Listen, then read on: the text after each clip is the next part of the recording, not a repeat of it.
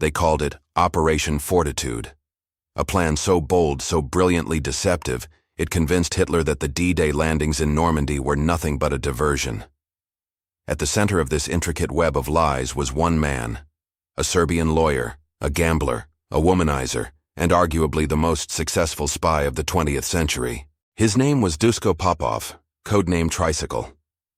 He walked the razor's edge between life and death, betraying the Nazis while secretly serving British intelligence. He played both sides, feeding lies wrapped in truth, and risking everything with every move. Dusko Popov was born in 1912 in Serbia, the son of a wealthy Yugoslav businessman and a German mother.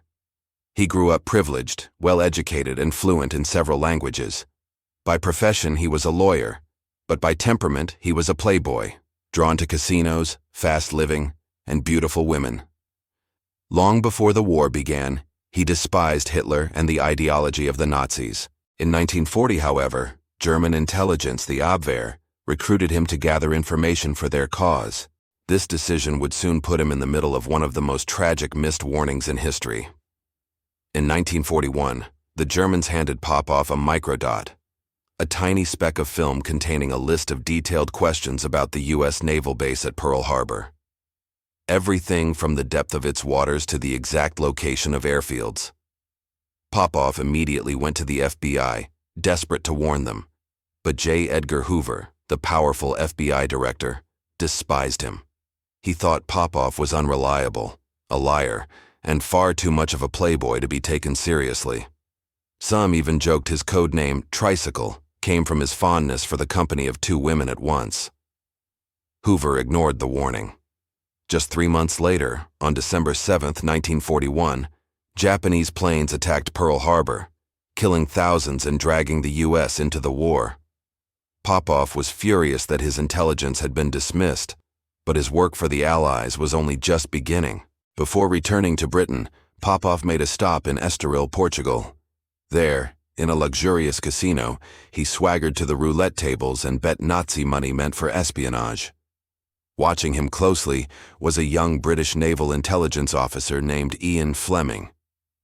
Years later, Fleming would create James Bond, the suave, reckless spy of Casino Royale. Most historians agree that Popov, with his charm, gambling, and womanizing, was the real-life inspiration for 007. By 1944, the Allies were preparing for D-Day, but they faced a terrifying reality. Nearly 2 million German soldiers were stationed in France. If the Nazis guessed correctly where the invasion would happen, the entire operation could fail. The Allies needed Hitler to believe the attack would come not at Normandy, but at Pas-de-Calais. And that's where Popov's greatest mission began. Along with other double agents, he orchestrated Operation Fortitude, the most ambitious deception of the war. Inflatable tanks filled fields in southern England. Wooden aircraft sat on fake runways. Bogus radio traffic kept German intelligence listening to ghosts. And through it all, Popov delivered carefully crafted lies, convincing the Nazis that the Allies would invade Calais. On June 6, 1944, D-Day began. Hitler still believed Normandy was a feint. He refused to send reinforcements, leaving the beaches vulnerable. The deception worked. The Allies gained a foothold, and the liberation of Europe had begun. Popov's lies had saved countless lives and possibly shortened the war itself.